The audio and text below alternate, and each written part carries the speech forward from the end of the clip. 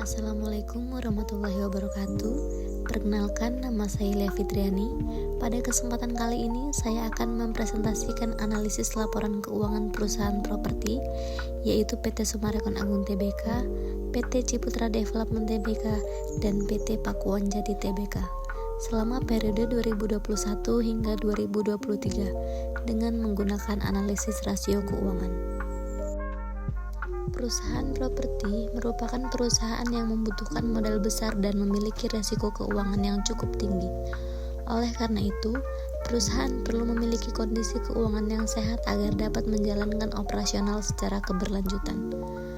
Analisis laporan keuangan dilakukan untuk mengetahui perkembangan kinerja keuangan perusahaan dari tahun ke tahun, baik dari sisi kemampuan membayar kewajiban, struktur pendanaan, maupun kemampuan menghasilkan laba. Metode analisis yang digunakan adalah analisis rasio keuangan yang meliputi yang pertama itu ada rasio likuiditas, terdiri dari current ratio dan quick ratio. Yang kedua itu ada rasio solvabilitas, terdiri dari debt to asset ratio dan debt to equity ratio. Yang ketiga itu ada rasio profitabilitas, terdiri dari net profit margin, return on asset, dan return on equity. Yang pertama itu ada PT Summarecon Agung Tbk, di mana rasio likuiditasnya itu menunjukkan current ratio pada tahun 2021 sebesar 1,86, menunjukkan likuiditas perusahaan masih cukup baik. Kemudian tahun 2022 menurun menjadi 1,50, yang menunjukkan kemampuan likuiditas mulai melemah. Dan pada tahun 2023 kembali menurun menjadi 1,32, yang menunjukkan kemampuan perusahaan memenuhi kewajiban jangka pendek semakin rendah. Selanjutnya, quick ratio menunjukkan pada tahun 2021 sebesar 0,55, menunjukkan likuiditas cepat masih terbatas. Kemudian pada tahun 2022 menurun menjadi 0,46, yang menunjukkan penurunan aset lancar paling liquid. Dan pada tahun 2023 menurun menjadi 0,38, yang menunjukkan likuiditas cepat makin lemah. Selanjutnya, di sini ada rasio solvabilitas, di mana debt to asset ratio menunjukkan pada tahun 2021 sebesar 0,56. Berarti 56% aset dibiayai oleh hutang. Kemudian pada tahun 2022 meningkat menjadi 0,58, yang menunjukkan peningkatan ketergantungan terhadap utang. Dan pada tahun 2023 meningkat menjadi 0,60, yang menunjukkan proporsi utang semakin besar. Selanjutnya, debt to equity ratio menunjukkan pada tahun 2021 sebesar 1,31, menunjukkan utang lebih besar dibandingkan modal sendiri. Kemudian pada tahun 2022 meningkat menjadi 1,41, yang menunjukkan beban utang bertambah. Dan pada tahun 2023 meningkat menjadi 1,53, yang menunjukkan struktur modal semakin didominasi oleh hutang. Dan yang terakhir ada rasio profitabilitas, di mana net profit margin pada tahun 2021 sebesar 9,87%, yang menunjukkan kemampuan menghasilkan laba masih rendah. Kemudian pada tahun 2022 meningkat menjadi 13,50%, menunjukkan perbaikan laba bersih. Dan pada tahun 2023 meningkat menjadi 15,89%, yang menunjukkan kinerja laba semakin membaik.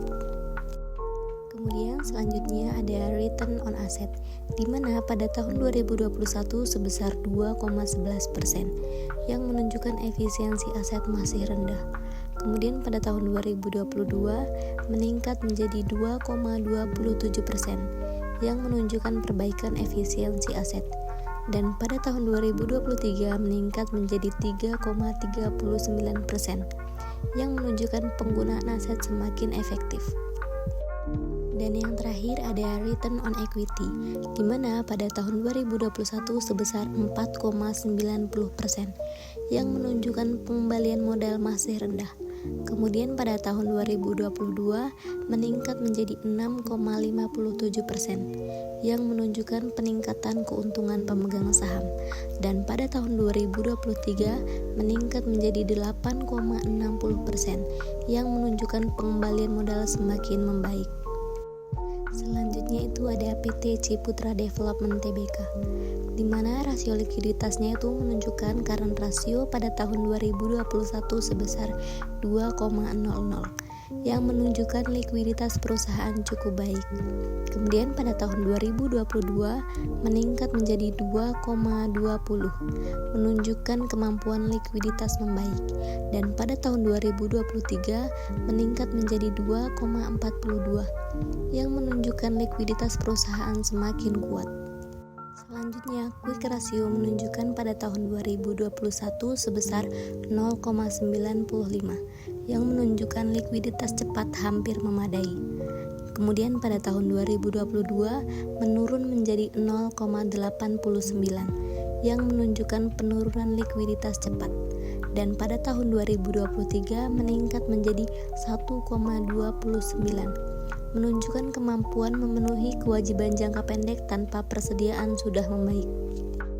Selanjutnya, rasio solvabilitas, di mana debt to asset ratio menunjukkan pada tahun 2021 sebesar 0,52, berarti 52% aset dibiayai oleh utang. Kemudian pada tahun 2022 menurun menjadi 0,50, menunjukkan penurunan ketergantungan terhadap utang. Dan pada tahun 2023 menurun menjadi 0,49, yang menunjukkan struktur pendanaan semakin sehat. Selanjutnya, debt to equity ratio pada tahun 2021 sebesar 1,10, yang menunjukkan penggunaan utang masih cukup tinggi. Kemudian pada tahun 2022 menurun menjadi 1,00, yang menunjukkan perbaikan struktur modal. Dan pada tahun 2023 menjadi 0,95, yang menunjukkan modal sendiri semakin dominan. Selanjutnya ada rasio profitabilitas, di mana net profit margin pada tahun 2021 sebesar 21,46%, yang menunjukkan laba bersih perusahaan cukup baik. Kemudian pada tahun 2022 meningkat menjadi 21,94%, yang menunjukkan efisiensi operasional meningkat. Dan pada tahun 2023 menurun menjadi 20,65%, yang menunjukkan penurunan laba bersih relatif terhadap penjualan. Selanjutnya, return on asset menunjukkan pada tahun 2021 sebesar 5,13%, yang menunjukkan aset dimanfaatkan dengan cukup efisien. Kemudian pada tahun 2022 menurun menjadi 4,76%, menunjukkan penurunan efisiensi aset. Dan pada tahun 2023 menurun menjadi 4,33, menunjukkan efisiensi aset semakin menurun. Dan yang terakhir ada return on equity, di mana pada tahun 2021 sebesar 10,76%, yang menunjukkan pengembalian modal yang baik.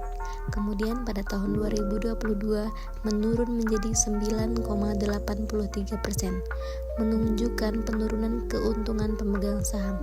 Dan pada tahun 2023 menurun menjadi 8,44%, yang menunjukkan pengembalian modal semakin menurun.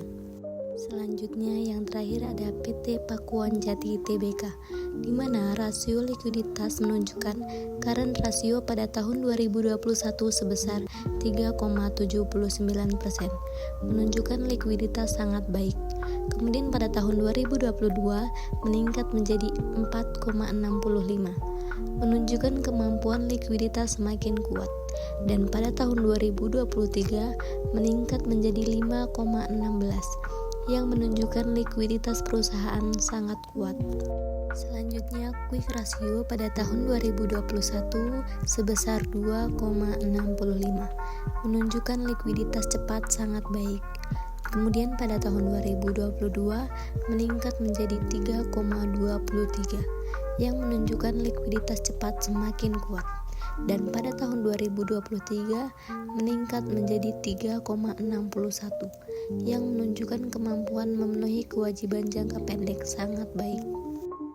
Selanjutnya rasio solvabilitas, di mana debt to asset ratio pada tahun 2021 sebesar 0,34, menunjukkan tingkat penggunaan utang rendah.